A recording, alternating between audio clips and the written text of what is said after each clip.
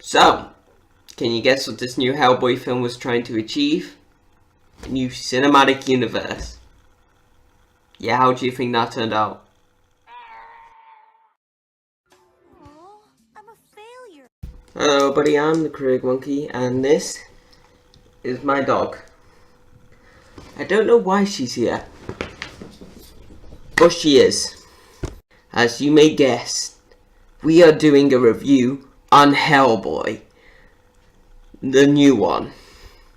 So one thing what you may be thinking, man, you're really late on this. Yes, but another thing what you may be thinking is, why? What's the point in doing this? Everybody's already said that this is no good. Well, a couple of reasons actually. One, I am a big fan of the previous two Guillermo del Toro films. I am so sorry if I butchered that name.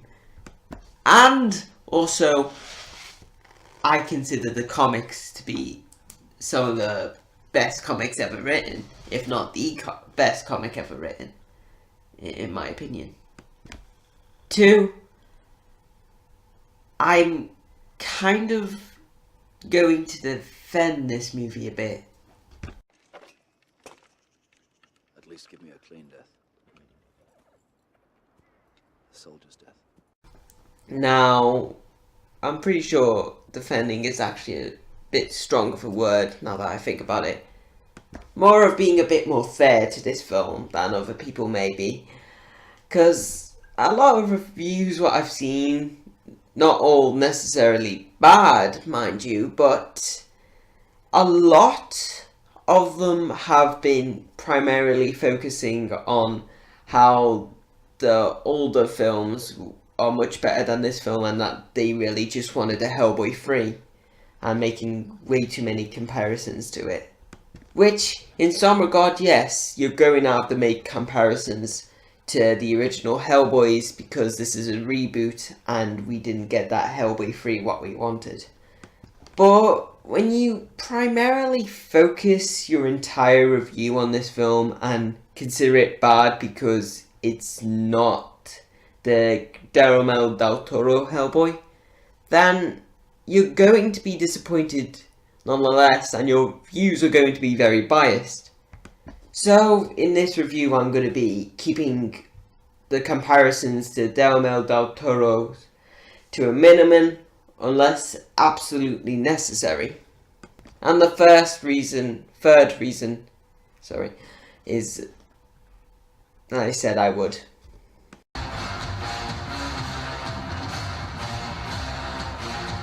The plot. The plot mainly focuses around Wild Hunt, except when it's a corpse. Or Hellboy in Mexico. Or, you know, just make it an anthology. You're already a bit unfocused. Mark! I can't believe how drunk you are. I am not drunk. Yes, you are. Yeah, it works very well when you just throwing in a load of comic stories in one movie. That makes a whole lot of sense. The movie also kind of like makes you feel like you're missing something, like it should be like a film later on down the line. Like, I know you want to get these films out as fast as possible, but you don't have to make the first film a sequel. And no, I don't mean that in the literal term. This has absolutely nothing to do with the previous two Hellboy films. This is a complete remake. But yeah, the plot's not really structured right. A couple of characters are thrown in there for no reason, like Baba Yaga didn't need to be in this film. She had no purpose in this film whatsoever. And the plot is very contradicting in a way. For example, Hellboy needs to get Excalibur to kill Nimue. But if he gets Excalibur, he becomes the bringer of the apocalypse.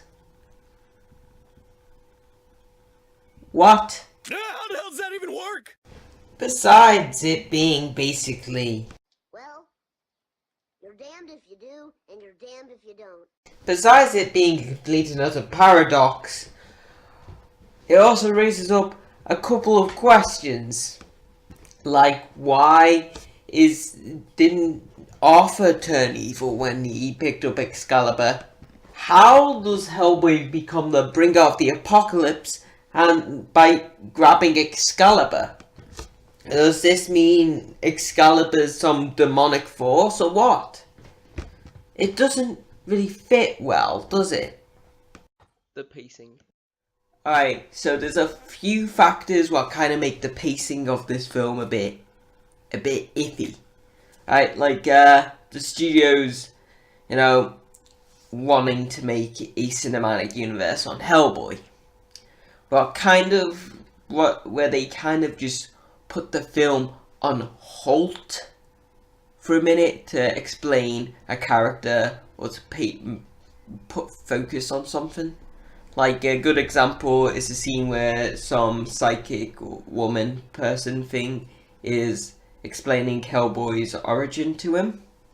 They were trying to summon something from the depths of hell, and then legendary hero Lobster Johnson showed up, who should definitely get his own movie in the near future. I guarantee it. Like that's ever gonna happen. What a load. Even the film's goddamn ending takes away focus from Hellboy. Like, the last minute is just... Hey, there's something here that says sapien. Does anybody at all know what that means? And they do spend like a minute or 2 minutes just focusing in on that one bit. Alright. I mean, I know you want to make a cinematic universe, but you've got to also pay more attention on this film. Like when Iron Man had the little cameo of Captain America's shield in the background, it didn't just go, huh, you know, that Captain America was a really cool guy. I cannot wait until his movie comes out. Okay, and then with exposition, it has the complete and utter opposite reaction. And what I mean by that, it makes the plot go. Like there are 2 characters in the film just to give exposition. Like there's Baba Yaga, and then there's Merlin, or at least I think it's Merlin, who shows up, tells Hellboy everything, and then dies straight after. No joke. A descendant of Arthur boned a demon, and that's how you were born. Okay, take this. Nope. You fool, that was the only thing to defeat Nimue, and I used the last of my magic to bring it. Oh, Jesus Christ. I'm melting! Melting! Oh, what a world! What a world! The humor.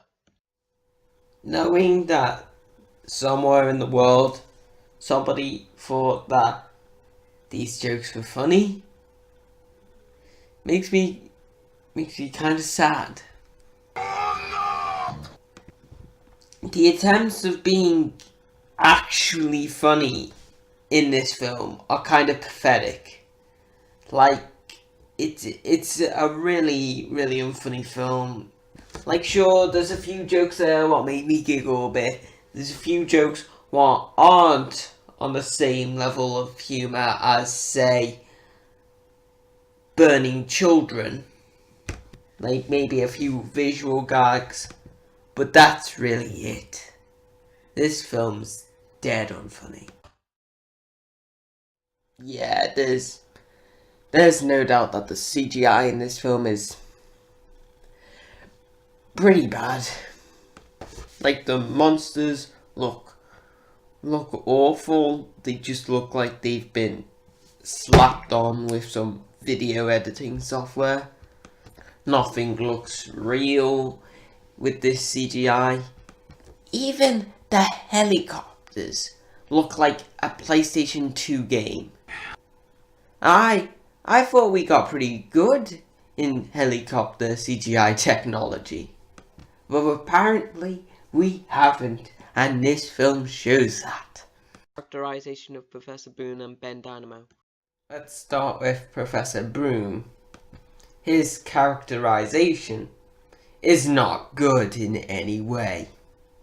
They tried to capture a bit of the fatherly but stern character, but they got stern and times it by 1,000.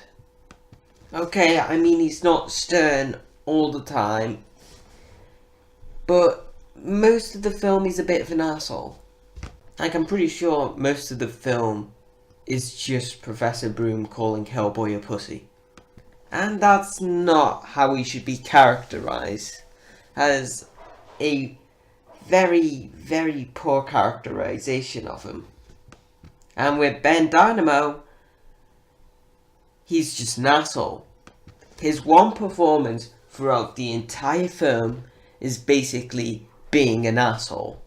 Even when Hellboy discovers that he is like the bringer of the apocalypse, his response is, So you're meant to be the beast of the apocalypse. Get over yourself, mate. He's an asshole. I mean, you can do asshole characters fine, but that's not how you do it. You don't just make them an asshole throughout the entire film and just expect people to like him. The villain. Nimue is not necessarily a bad villain per se. She's along the lines of Disney villains, but everybody loves those. Don't lie. But she feels as if movie. Yeah, that was the closest clip I could get. I'm sorry. Nimue should have probably been like the Thanos of this universe. Like, she probably should have been like the last villain, because as far as I remember, Nimue killed Hellboy, and her plan is much bigger than any other villain. So with this cinematic universe plan, what you blew all your load in one go.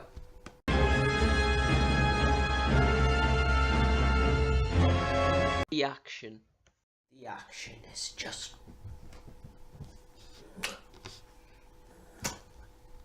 Very nice. the fight scenes are well shot, well choreographed. Now, like, even the little fight scene at the end is quite good. The practical effects. For very few times this film gets actual practical. It's quite good. The makeup on Hellboy, though maybe a bit restricting, looks very, very nice. Baba Yaga looks good. The one shot of Abe Sapien's hand looks pretty alright. And a couple of the animatronics don't look half bad. It's a shame that we only see like a couple of shots of them though. The shots. A lot of the cinematography in this film is very creative. The little fight scene at the end is shot very well. Like, it's all in one take. It's very creative. It's very nice. The fight with the giants, where it almost follows the giants in a way. So a lot of the cinematography is very creative. I like it a lot. It's just a shame that there's not more of it. Like, I really would have liked to see a lot more of this cinematography, but you could tell that the people had a lot of fun filming these scenes. The costumes. Nice suit. No, but really, actually really good costumes.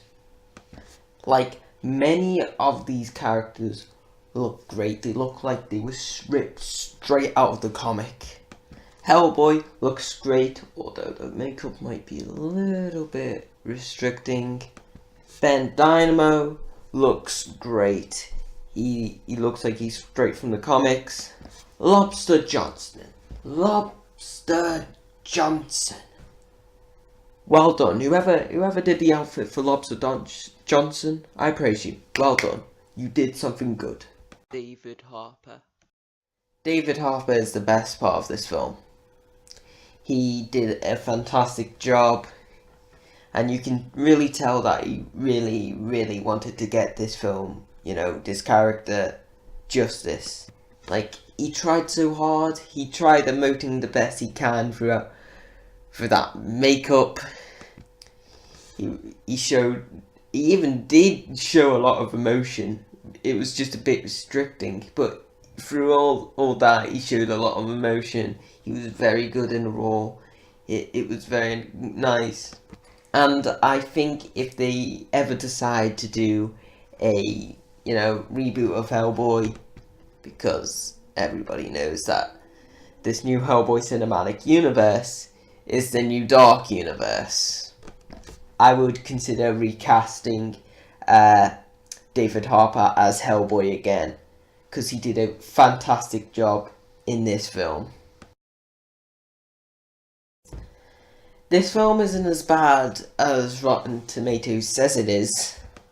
Really, this film is lower than X-Men Origins Wolverine, The Amazing Spider-Man 2 and Venom. But it's still bad. It's not the film what Hellboy fans wanted. I'm kind of disappointed that we didn't get a Hellboy 3 and we got this instead. And it's fun, sure. And I recommend it to people who like a lot of gore. But really, don't pay for this film. Watch it on TV or watch it on Netflix if it comes out on there. But this film's not really the kind of film what you would pay for. I give Hellboy a 4 out of 10. And that's the video. Let me know in the comments below if you liked Hellboy, if you didn't like Hellboy, or if you're uneven about Hellboy. If you're new to the channel, I recommend you subscribe. If you liked the video, like the video. If you didn't like the video, dislike the video. And I will see you next time in my Avengers Endgame review. See you later, my zombie slayers.